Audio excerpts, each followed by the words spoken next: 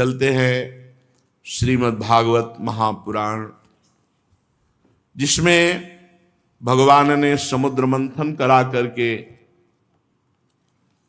दिव्य रत्नों को प्रकट किया। 14 रत्न जो कुछ दैत्यों को मिले, कुछ देवताओं को मिले और कुछ स्वयं श्री भगवान ने स्वीकार किए। आखिरी में भगवद अवतार धन्वंतरी जी अमृत का कलश लेकर, तो अमृत का कलश देखते ही दैत्यों ने बलपूर्वक छीन लिया। भगवान सर्व सामर्थ्यशाली है। देवता बड़े चिंतित हो गए कि जिसके लिए हम इतना प्रयास कर रहे हैं वो प्रयास तो निष्फल हो गया। भगवान तो अमृत कलश देखते ही रह गए धन्वंतरी जी, और दैत्य छीन ले गए। भगवान ने कहा तुम चिंता मत करो, मैं अभी अमृत तुम्हें पान कराता हूं। इससे एक बल मिलता है। साधक जब साधना करता है तो उसकी साधना को बाधा पहुंचाने के लिए माया उसकी पहुंचते पहुंचते हटा देती है। जैसे सब कुछ हो गया, अमृत निकल आया पर पीने को नहीं मिला, दैत्य ले गए। तो भगवान के यदि आश्रित है तो कोई भी बाधा उसे परास्त नहीं कर सकती। सीम की चाप सके को ताशु, बड़ रखवार रमापति जाशु। भगवान ने मोहिनी रूप धारण किया और स्पष्ट भगवान ने कहा कि देखो हम कुलटा हैं, स्वच्छंद चारणी हैं, हम पर विश्वास न करना। और मुस्कुराकर स्त्री सुलभ कटाक्ष, ऐसे सुंदर कि भगवान शंकर मोहित हो गए थे। सोचो, पास में त्रिपुर सुंदरी अंबा रहती है, त्रिपुर सुंदरी है, त्रिभुवन में कोई सुंदर अंबा जैसा नहीं है। तो अंबा पास में रहती है तो भला वो सुंदरता से मोहित क्या होने वाले। पर भगवान की ऐसी सुंदरता थी कि भगवान शिव मोहित हो गए। तो ये दैत्य बेचारे कैसे नहीं मोहित हो जाते। इन्होंने अमृत कलश हाथ में दे दिया।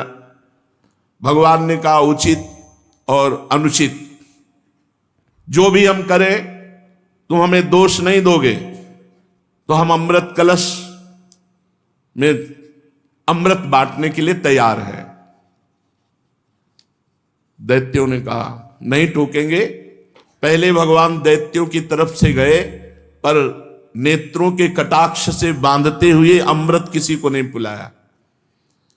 पर जब देवताओं की तरफ पंक्ति में गए, दोनों पीठ की पंक्तियां बैठा ली थी कि एक दूसरे को देख न सके। बड़ी रफ्तार से भगवान पिलाते चले जा रहे तो दृष्टि दैत्यों की तरफ थी। इतने में राहु नाम का एक दैत्य ने सोचा कि आखिरकार हो क्या रहा है। उसने देखा, तुरंत मुड़ना ही था, ऐसे किया सो सूर्य चंद्रमा के बीच में था। सूर्य चंद्रमा ने कहा प्रभु ये राहु दैत्य। भगवान ने सुदर्शन चक्र का प्रयोग किया, जिससे अमृत अभी नीचे नहीं उतर पाया था, तो नीचे तो मृत हो गया, ऊपर का दिव्य हो गया। अमृत पान करके वो आज भी सूर्य और चंद्रमा को पूर्णिमा और अमावस्या को ग्रहण लगते हैं। पूरा अमृत पिला दिया देवताओं को, कलश सामने फेंका दैत्यों के और अपने स्वरूप में आ गए। अरे उनका ये तो हरि है, हमारे साथ तो बड़ा धोखा हुआ। भगवान गरुड़ को बुलाया, गरुड़ पे बैठे उड़ गए। अब देवता और दैत्यों में भारी युद्ध प्रारंभ हो गया। परम पुरुष भगवान की अहेतुकी कृपा से देवताओं में कोई घबराहट नहीं थी, क्योंकि अमृत पान कर चुके थे। नवीन उत्साह का संचार, विविध प्रकार से दैत्यों और देवताओं का युद्ध हुआ। बलि ने कहा इंद्र, जो लोग काल शक्ति की प्रेरणा से अपने कर्म के अनुसार युद्ध करते हैं, वो जीत और हार, यश और अपयश और मृत्यु इनकी परवाह नहीं करते हैं। इसी से ज्ञानी जन इस जगत को काल के अधीन समझकर ना तो विजय होने पर हर्ष से फूल उठते हैं और ना तो अपकीर्ति, हार और मृत्यु होने से शोक के वशीभूत होते हैं। तुम लोग तत्वज्ञानी नहीं हो, इसलिए फूल रहे हो कि अमृत पी लिया है। तुम लोग अपने को जय पराजय आदि का कारण कर्ता मानते हो, इसलिए महात्माओं की दृष्टि से तुम शोचनीय हो। हम तुम्हारे मर्म स्पर्शी वचन स्वीकार ही नहीं करते, फिर हमें दुख क्यों होगा। प्रहलाद पुत्र विरोचन पुत्र बलि, इतने महाभागवत है। सुखदेव जी कहते हैं वीरवर बलि ने इंद्र को फटकारा, बलि की फटकार से इंद्र कुछ झेप गए। फिर वीरों का मान मर्दन करने वाले बलि अपने धनुष को कान तक खींच खींच कर बहुत से बाण इंद्र को मारे। इंद्र का अत्यंत तिरस्कार किया, पर इंद्र मरने वाले तो है नहीं, क्योंकि अमृत पी चुके हैं। भगवान ने दैत्यों को अमृत क्यों नहीं पिलाया, मेहनत करवाई? क्योंकि उनको पता है कि इनके पक्ष में मृत संजीवनी विद्या जानने वाले शुक्राचार्य हैं। एक भी दैत्य मरा नहीं रहेगा, जहां मरता मृत संजीवनी डाल देते हो। देवताओं के पास ये थी नहीं, क्योंकि दैत्य गुरु शुक्राचार्य जी को ये पता थे, दूसरे को पता नहीं है। तो इसीलिए भगवान ने विचार पूर्वक कि इनके पास मृत संजीवनी विद्या है और इनको अमृत पिला देते हैं, दोनों समान हो जाएंगे। देवराज इंद्र और बलि का बहुत समय तक युद्ध हुआ।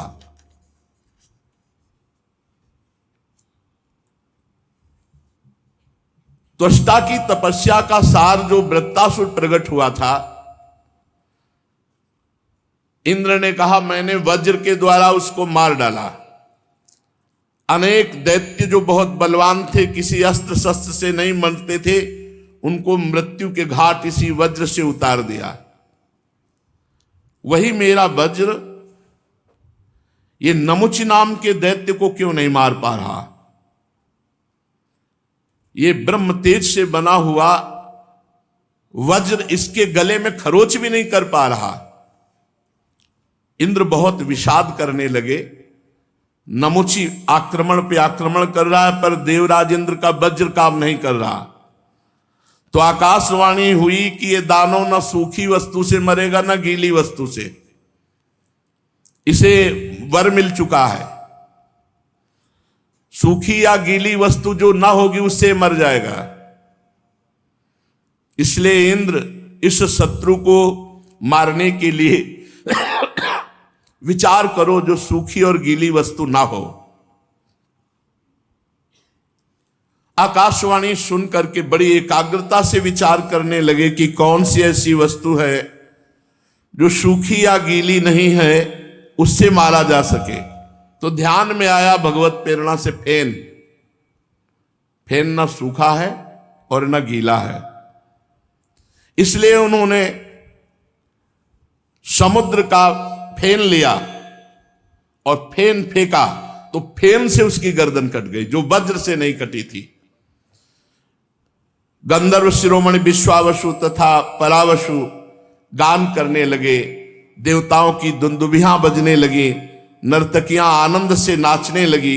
इस प्रकार वायु, अग्नि, वरुण आदि दूसरे देवताओं ने भी अपने शत्रुओं को परास्त किया। ये भगवान की लीला होती रहती है।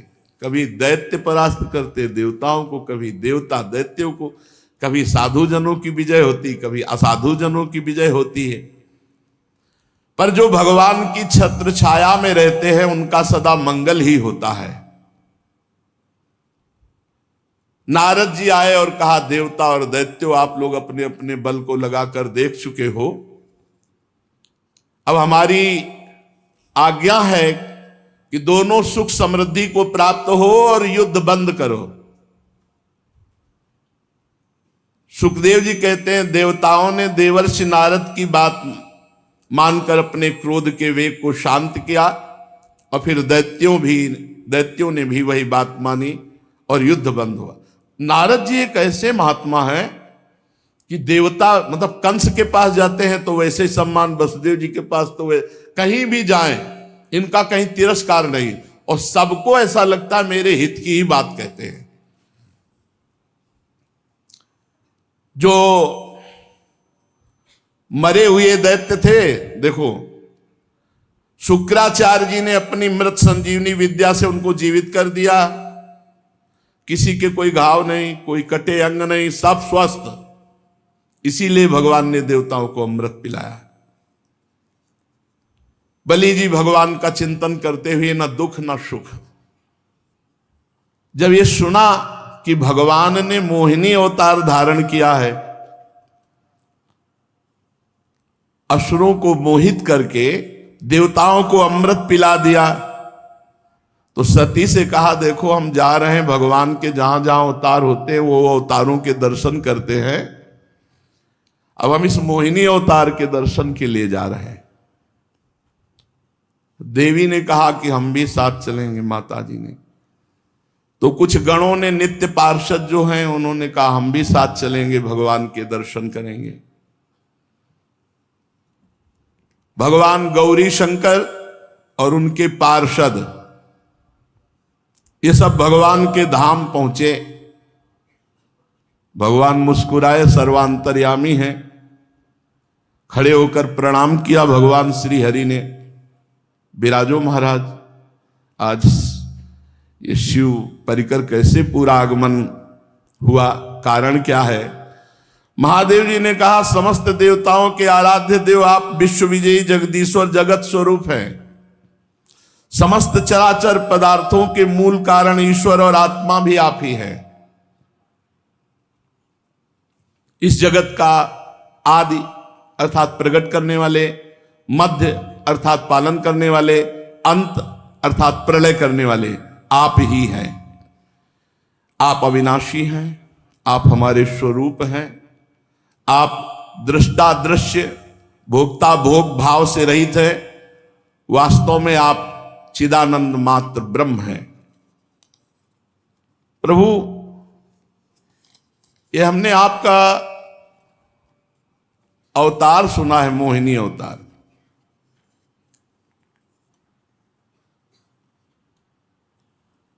बड़े बड़े ऋषि मुनियों को सुख देने वाले अवतार तो हमने प्रभु देखे, लेकिन दैत्यों को मोहित करने वाला ये अवतार। श्री सुखदेव जी कहते हैं जब भगवान शंकर ने ऐसा कहा तो भगवान श्री हरि हंस दिए और बोले रहने दो, इस चक्कर में मत पड़ो, और अवतार अलग बात है। ये हमने मोहित करने वाला अवतार लिया था। शंकर जी, अमृत का कलश दैत्यों के हाथ में चला गया था, दूसरा कोई उपाय नहीं था। देवताओं का काम बनाने के लिए कौतूहलवश वो महासुंदर रूप मैंने धारण किया कि वो अपने आप कलश हमारे हाथ में दे दिए। देव शिरोमणि, वैसे योगी पुरुष को इस रूप को नहीं देखना चाहिए, पर आप देखना चाहते हैं, मैं दिखाऊंगा। परंतु ये आप में भी उत्तेजना पैदा कर सकता है, पहले बता दिया। आप में भी उत्तेजना पैदा कर सकता है। संकल्प प्रभवोदयम, काम संकल्प आपके अंदर उदय हो सकता है। भगवान शंकर ने कहा प्रभु आप ही तो है ना, कोई और तो नहीं है ना, हम देखना चाहते हैं। बस जहां भगवान विराजमान थे वहां से अंतर ध्यान। तो जब कोई सामने हो और आंखों से ओझल हो जाए तो इधर उधर दृष्टि जाती है, तो देखा कि एक गेंद उछालते हुए वही 14-15 वर्ष की अवस्था की नव किशोरी होती है। बड़ा सुंदर उपवन, भांति भांति के ऐसी लताएं वृक्ष फूले हुए झूम रहे हैं, लाल लाल कोपलें, और गेंद उछाल रहे हैं भगवान। और गेंद उछालते समय वस्त्र इधर उधर हो रहे, कमर की करधनी, कर की चूड़ी और श्री चरणों के नूपुर ये ध्वनि भी कर रहे हैं। अब महायोगी भगवान शिव को मोहित करना चाहते हैं तो फिर श्री चरण एकदम लाल लाल सुकुमार नवीन पल्लव की तरह, और वो ठुमुक ठुमुक कर चाल, बड़े लीला विहारी। धीरे से गेंद ऐसी मारी जो महादेव जी के नजदीक जाए। उठाने के लिए गए हों और ये भूल गए महादेव जी कि अभी हरि से कहा था मोहिनी रूप दिखा देना। उनको ये नहीं पता ये मोहिनी रूप भगवान का है। गेंद उठाया और भाग पड़े। महादेव जी की तरफ तिरछी नजर से देखा, मानो बुला रहे हैं। देख लो, शब्द स्पर्श रूप रस गंध विजयी होते जो महादेव की उपासना करते हैं। अरे ये तो योगींद्र मुनींद्रों के गुरु हैं। इतने आसक्त हो गए मोहिनी में कि त्रिपुर सुंदरी गौरी भगवती पास में विराजमान है, देखा भी नहीं और भाग पड़े और विह्वल हो गए। गण भी आश्चर्यचकित हो गए कि ये क्या लीला कर रहे हैं महादेव। बस महादेव जी को लगा कि एक बार गले से लगा ले, एक बार गले से लगा ले। मोहिनी उतना ही भागती थी जिसमें महादेव जी को लगे कि मैं अभी पकड़ लिया। अब धीरे धीरे वायु ऐसी जोर की आई कि साड़ी उड़ गई। क्योंकि योगींद्र मुनिंद्रों के गुरु अगर थोड़ा भी अवसर मिला तो तुरंत ज्ञान जागृत हो जाएगा। करधनी खुल गई और साड़ी उड़ गई। अब तो मोहिनी भगवान का एक एक अंग इतना सुंदर, जहां आंखें जाती वहीं मन रम जाता। भगवान शंकर अत्यंत आकृष्ट हो गए और मोहिनी भी ऐसी हाव भाव प्रीति दिखाने लगे कि वो भगवान शंकर पर आ सकते हैं, वो भगवान मोहिनी पे आ सकते हैं, तो वो मोहिनी भगवान शंकर जी पर आ सकते हैं। महाज्ञान समुद्र भगवान शंकर मोहिनी के हाव भाव से लज्जा छोड़ करके दौड़ पड़े मोहिनी का आलिंगन करने के लिए। ऐसे भाग रहे जैसे कुलवती कोई स्त्री लज्जावान भाग रही हो, ऐसे भगवान भाग रहे, छूना मत, ऐसे चेष्टा करते हुए। और एक दौड़ती है एक वृक्ष के आड़ में होकर, फिर महादेव की स्थिति देखती और हंसने लगती है, फिर इशारा करती है। भगवान शंकर बार बार सावधान होना चाहते हैं, लेकिन देख लो, अत्यंत वेग से दौड़ करके मोहिनी का जूड़ा पकड़ा और हृदय से लगा लिया।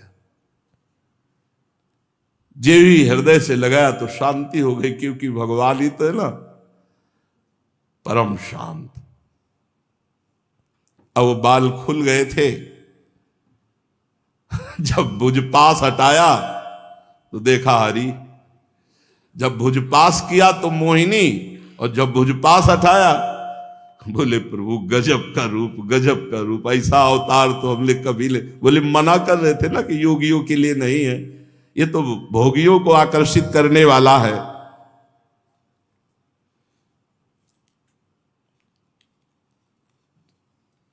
भगवान श्री हरि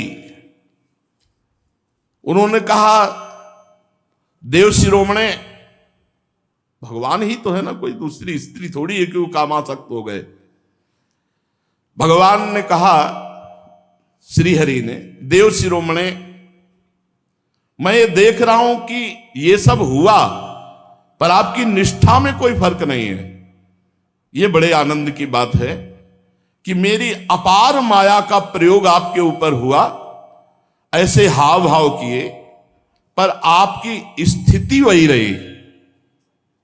स्थिति में आप, ये तो भगवान ही देख सकते हैं ना, स्थिति नहीं बिगड़ी, ये लीला बाहरी हुई, पर स्थिति लीला बाहरी इसीलिए हुई कि हरि ही है। वो जान रहे शिव जी कि हरि है, तो हरि और हर में कोई अंतर थोड़ी है। यद्यपि मेरी ये गुणमयी माया बड़ों बड़ों को मोहित कर देती है, फिर भी अब ये आपको कभी मोहित नहीं करेगी, क्योंकि सृष्टि आदि के लिए समय समय पर उसे शोभित करने वाला काल मैं ही हूं। इसलिए मेरी इच्छा के विपरीत यह रजोगुण आदि की सृष्टि माया नहीं कर सकती। जिस पर मैं कृपा करता हूं उसे माया परास्त नहीं कर सकती। श्री सुखदेव जी कहते, परीक्षित, इस प्रकार भगवान श्री हरि ने भगवान शंकर का सत्कार किया। तब उनसे विदा लेकर के एवं उनकी परिक्रमा करके वे अपने गणों के साथ कैलाश को चले गए। भरतवंश शिरोमणि भगवान शंकर ने बड़े बड़े ऋषियों की सभा में अपनी अर्धांगिनी सती देवी से अपने हरि रूप की अंशभूता मायामयी मोहिनी का इस प्रकार प्रेम से वर्णन किया था कि देवी, तुमने देखा परम पुरुष परमेश्वर भगवान श्री हरि की माया। देखो, यूं तो मैं समस्त कला कौशल विद्या आदि का स्वामी और स्वतंत्र भगवान हूं, फिर भी उस माया से विवश होकर मोहित हो गया। फिर दूसरे जीव परतंत्र हैं, वो मोहित हो जाए तो इसमें कौन से आश्चर्य की बात है। जब मैं 1000 वर्ष की समाधि से उठा था, तब तुमने मेरे पास आकर यह प्रश्न किया था कि तुम किसकी समाधि लगाते हो। तो ये वही साक्षात आत्मस्वरूप सनातन श्री हरि है, जिनको मैं समाधि में ध्यान के द्वारा उनके रूपानंद का पान करता रहता हूं। ना तो श्री हरि को काल ही सीमा में बांध सकते हैं और न वेद ही वर्णन कर सकते हैं। इनका वास्तविक स्वरूप अनंत और अनिर्वचनीय है। श्री सुखदेव जी कहते हैं, परीक्षित, मैंने विष्णु भगवान की ऐश्वर्यपूर्ण लीला तुमको सुनाई, जिसमें समुद्र मंथन के समय अपनी पीठ पर मंदराचल धारण करने वाले भगवान का वर्णन हुआ। जो पुरुष भगवान का ये समुद्र मंथन, मोहिनी अवतार धारण करना, भगवान शंकर का मोहिनी रूप में आसक्त हो जाना, ये चरित्र सुनेगा, वो भगवान की माया से मोहित नहीं होगा। ये लीला संसार के समस्त क्लेश मिटाकर बिना परिश्रम के भगवत प्राप्ति कराने वाली है। ये जो लीला सुनी आपने, चाहे भगवान के चरणों की शरण ग्रहण करे या ना किए हो, कोई भी सुने चरित्र भगवान के, तो भगवान के प्रति शरणागति का भाव आ जाएगा और बिना परिश्रम के उसका भजन बनने लगेगा और भगवान की उसको प्राप्ति होगी। आज यहीं विश्राम करते हैं।